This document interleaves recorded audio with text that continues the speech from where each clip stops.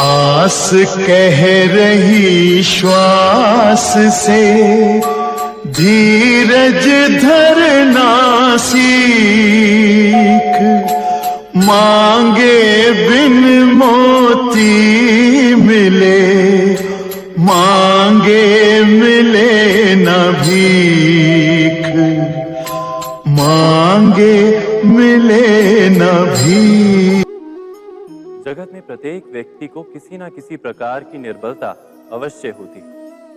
जैसे कोई बहुत तेजी से दौड़ नहीं पाता तो कोई अधिक भार नहीं उठा पाता, कोई असाध्य रोग से पीड़ित रहता है तो कोई पढ़े हुए पाठों को स्मरण में नहीं रख पाता। ऐसे अनेकों उदाहरण और भी हैं। क्या आप किसी ऐसे व्यक्ति को जानते हैं जिसे सब कुछ प्राप्त हो और हम जीवन की उस एक निर्बलता को जीवन का केंद्र मानकर जीते हैं? इस कारणवश हृदय में दुख और असंतोष रहता है सदा। निर्बलता मनुष्य को जन्म से अथवा संजोग से प्राप्त होती है, किंतु उस निर्बलता को मनुष्य का मन अपनी मर्यादा बना लेता है। किंतु कुछ व्यक्ति ऐसे भी होते हैं जो अपने पुरुषार्थ और श्रम से उस निर्बलता को पराजित कर देते हैं। क्या भेद है उनमें और अन्य लोगों में? क्या आपने कभी विचार किया है? सरल सा उत्तर है इसका। जो व्यक्ति निर्बलता से पराजित नहीं होता, जो पुरुषार्थ करने का साहस रखता है हृदय में, वो निर्बलता को पार कर जाता है। अर्थात निर्बलता अवश्य ईश्वर देता है, किंतु मर्यादा मनुष्य का मन ही निर्मित करता है। स्वयं विचार कीजिए।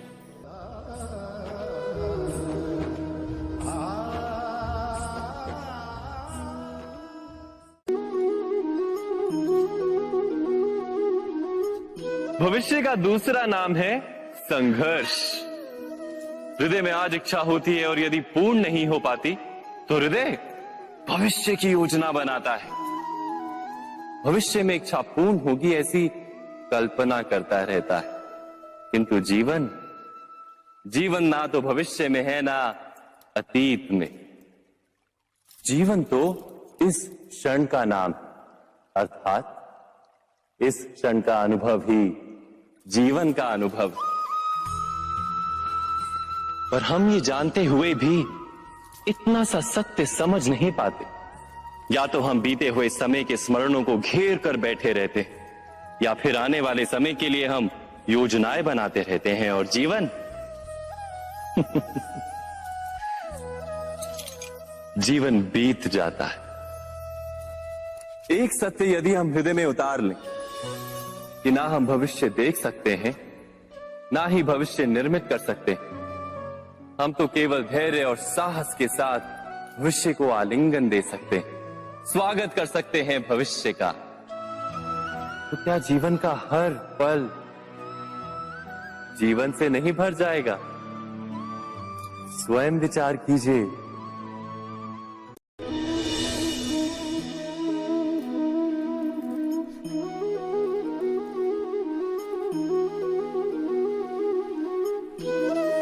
ज्ञान प्राप्ति सदा ही समर्पण से होती है, यह हम सब जानते हैं।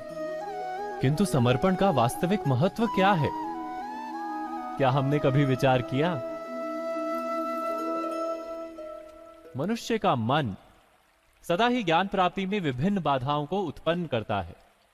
कभी किसी अन्य विद्यार्थी से ईर्ष्या हो जाती है, कभी पढ़ाए हुए पाठों पर संदेह जन्मता है, और कभी गुरु द्वारा दिया गया दंड मन को अहंकार से भर देता है। नहीं, क्या ऐसा नहीं होता? न जाने कैसे कैसे विचार मन को भटकाते हैं, और मन की इसी अयोग्य स्थिति के कारण हम ज्ञान प्राप्त नहीं कर पाते। मन की योग्य स्थिति केवल समर्पण से निर्मित होती है। समर्पण मनुष्य के अहंकार का नाश करता है, ईर्ष्या, महत्वाकांक्षा आदि भावनाओं को दूर कर हृदय को शांत करता है और मन को एकाग्र करता है। वास्तव में ईश्वर की सृष्टि में ना ज्ञान की मर्यादा है ना ज्ञानियों की। गुरु दत्तात्रेय ने तो गाय और श्वान से भी ज्ञान प्राप्त कर लिया था। अर्थात विषय ब्रह्म ज्ञान का हो या जीवन के ज्ञान का या गुरुकुल में प्राप्त होने वाले ज्ञान का, उसकी प्राप्ति के लिए गुरु से अधिक महत्व है उस गुरु के प्रति हमारा समर्पण। क्या ये सत्य नहीं?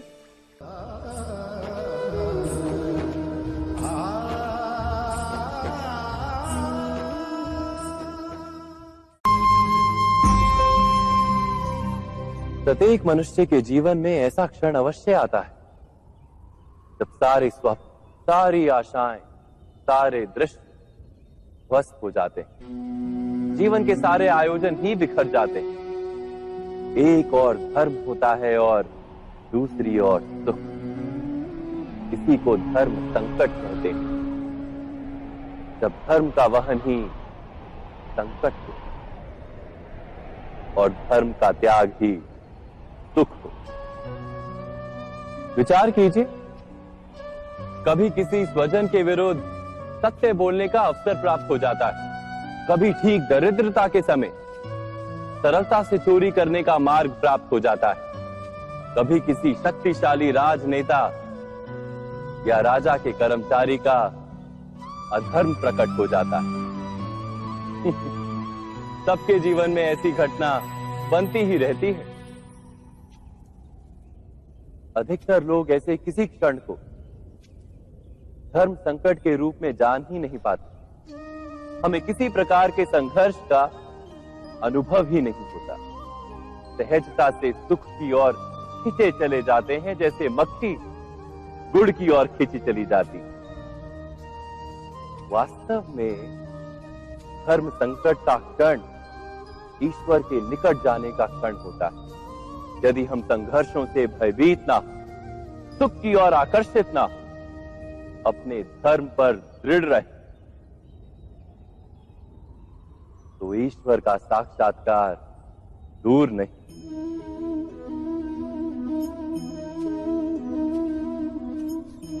पवन से युद्ध करने वाला पत्ता यदि पेड़ से गिरता है तो भी आकाश की ओर उठता है। पवन से झुकने वाली घास वहीं भूमि पर रह जाती है। अर्थात धर्म संकट से यदि हम संकट को ही टाल दें तो सुख तो मिलता है, जीवन बढ़ता है, किंतु क्या चरित्र नहीं टूटता?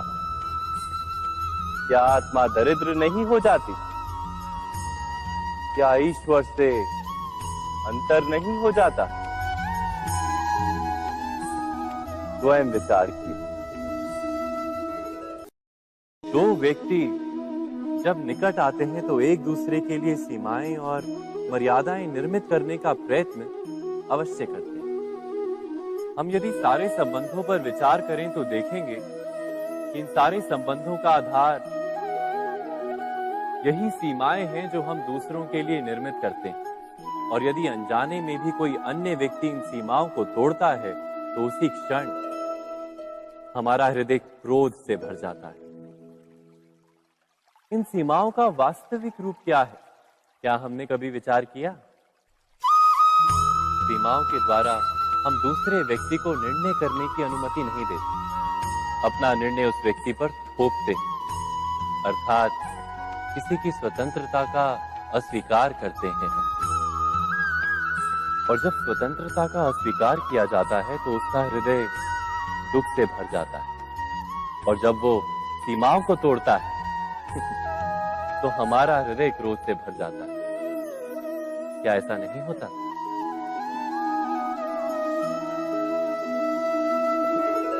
पर यदि एक दूसरे की स्वतंत्रता का सम्मान किया जाए तो किसी मर्यादाओं या सीमाओं की आवश्यकता ही नहीं होती।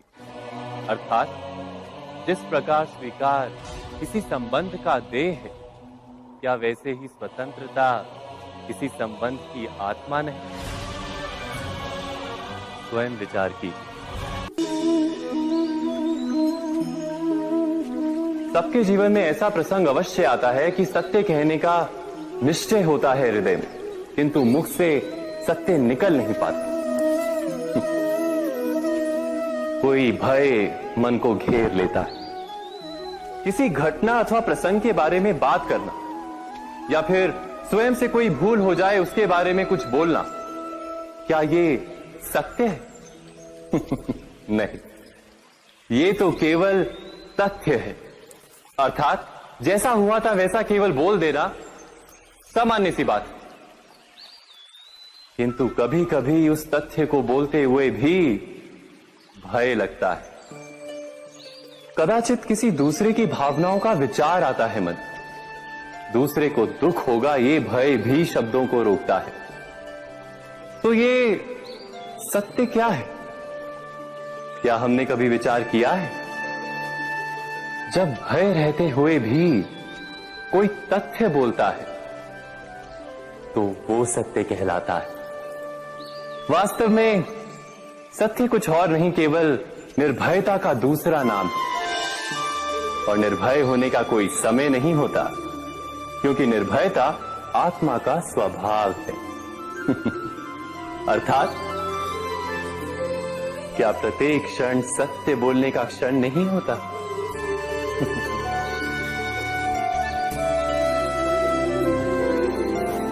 स्वयं विचार कीजिए।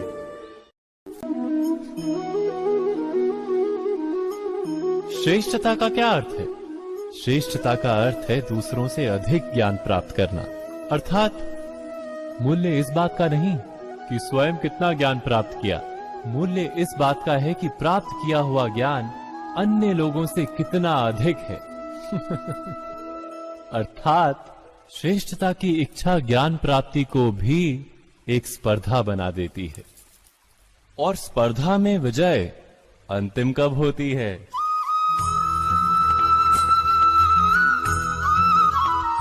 कुछ समय के लिए तो श्रेष्ठ बना जा सकता है, किंतु सदा के लिए कोई श्रेष्ठ नहीं रह पाता। फिर वही असंतोष, पीड़ा और संघर्ष जन्म लेता है। किंतु श्रेष्ठ बनने के बदले यदि उत्तम बनने का प्रयत्न करें तो क्या होगा? उत्तम का अर्थ है कि जितना प्राप्त करने योग्य है वो सब प्राप्त करना, किसी से अधिक पाने की इच्छा से नहीं, मात्र आत्मा की तृप्ति हेतु कुछ प्राप्त करना। उत्तम के मार्ग पर किसी अन्य से स्पर्धा नहीं होती, स्वयं अपने आप से स्पर्धा होती है। अर्थात उत्तम बनने का प्रयत्न करने वाले को देर अबेर सारा ज्ञान प्राप्त हो जाता है, बिना प्रयत्न के ही वो श्रेष्ठ बन जाता है। किंतु जो श्रेष्ठ बनने का प्रयत्न करता है वो श्रेष्ठ बने या ना बने, उत्तम कभी नहीं बन पाता।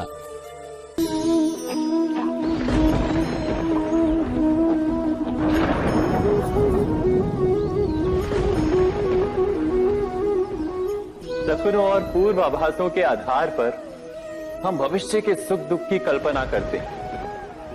भविष्य के दुख का कारण दूर करने के लिए हम आज योजना बनाते हैं। किंतु कल के संकट को आज निर्मूल करने से हमें लाभ मिलता है या हानि पहुंचती है, ये प्रश्न हम कभी नहीं करते। सत्य तो ये है कि संकट और उसका निवारण साथ जन से, व्यक्ति के लिए भी और सृष्टि के लिए भी। नहीं, आप अपने भूतकाल का स्मरण कीजिए, इतिहास को देखिए, आप तुरंत ही ये जान पाएंगे कि जब जब संकट आता है तब तब उसका निवारण करने वाली शक्ति भी जन्म लेती है। यही तो जगत का चलन है। वस्तुतः संकट ही शक्ति के जन्म का कारण है। प्रत्येक व्यक्ति जब संकट से निकलता है तो एक पद आगे बढ़ा होता है, अधिक चमकता है, आत्मविश्वास से अधिक भरा होता है, न केवल अपने लिए अपितु विश्व के लिए भी। क्या ये सत्य नहीं? वास्तव में संकट का जन्म है एक अवसर का जन्म, अपने आप को बदलने का, अपने विचारों को ऊंचाई पर करने का अवसर। अपनी आत्मा को बलवान और ज्ञान मंडित बनाने का। जो ये कर पाता है उसे कोई संकट नहीं होता, किंतु जो ये नहीं कर पाता वो तो स्वयं एक संकट है विश्व के लिए। विचार कीजिए।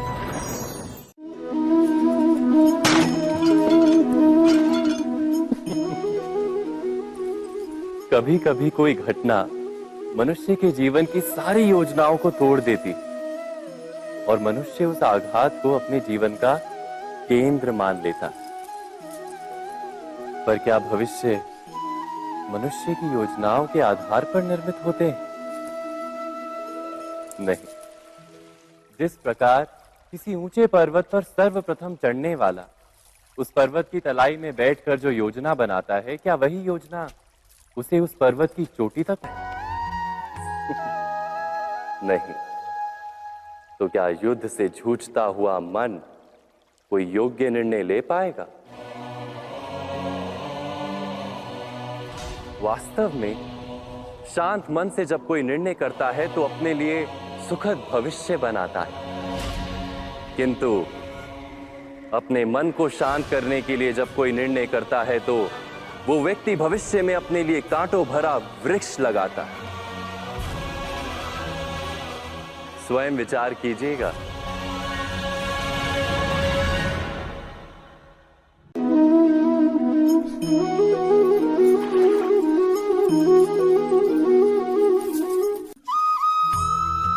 जीवन में आने वाले संघर्षों के लिए जब मनुष्य स्वयं को योग्य नहीं मानता, जब उसे अपने ही बल पर विश्वास नहीं रहता, तब वो सद्गुणों को त्याग कर दुर्गुणों को अपनाता है।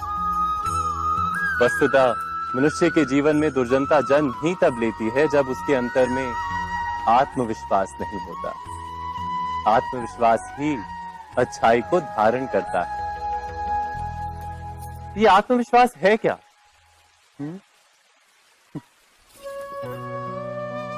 जब मनुष्य ये मानता है कि जीवन का संघर्ष उसे दुर्बल बनाता है, तो उसे अपने ऊपर विश्वास नहीं रहता। वो संघर्ष के पार जाने के बदले संघर्ष से छूटने के उपाय ढूंढने लगता है। किंतु जब वो ये समझता है कि ये संघर्ष उसे अधिक शक्तिशाली बनाते हैं, ठीक जैसे व्यायाम करने से देह की शक्ति बढ़ती, तो प्रत्येक संघर्ष के साथ उसका उत्साह बढ़ता है। अर्थात आत्मविश्वास और कुछ भी नहीं, मन की स्थिति, जीवन को देखने का दृष्टिकोण मात्र है। और जीवन का दृष्टिकोण तो मनुष्य के अपने वश में होता है। स्वयं विचार कीजिए।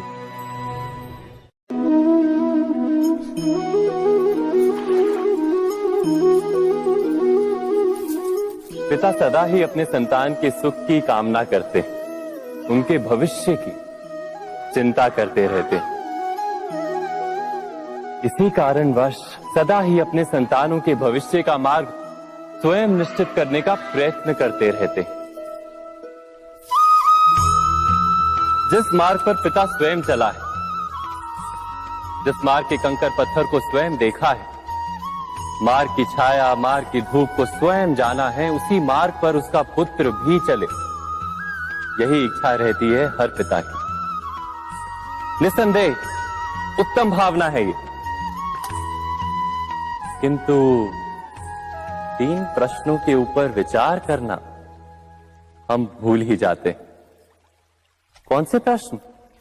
प्रथम प्रश्न, क्या समय के साथ प्रत्येक मार्ग बदल नहीं जाते? क्या समय सदा ही नई चुनौतियों को लेकर नहीं आता? तो फिर बीते हुए समय के अनुभव नई पीढ़ी को किस प्रकार लाभ दे सकते हैं? दूसरा प्रश्न, क्या प्रत्येक संतान अपने माता पिता की छवि होता है? हाँ, संतानों को संस्कार तो अवश्य माता पिता देते हैं, किंतु भीतर की क्षमता तो ईश्वर देते हैं। तो जिस मार्ग पर पिता को सफलता मिली है, विश्वास है कि उसी मार्ग पर उसकी संतानों को भी सफलता और सुख प्राप्त होगा। तीसरा प्रश्न, क्या जीवन के संघर्ष और चुनौतियां लाभकारी नहीं होती? क्या प्रत्येक नया प्रश्न एक नए उत्तर का द्वार नहीं खोलता? तो फिर संतानों को नए नए प्रश्नों, संघर्षों और चुनौतियों से दूर रखना, ये उनके लिए लाभ करना कहलाएगा या हानि पहुंचाना? अर्थात जिस प्रकार संतान के भविष्य का निर्माण करने के बदले उसके चरित्र का निर्माण करना श्रेष्ठ है, वैसे ही संतानों के जीवन का मार्ग निश्चित करने के बदले उन्हें नए संघर्षों के साथ जूझने के लिए मनोबल व ज्ञान देना अधिक लाभदायक नहीं होगा?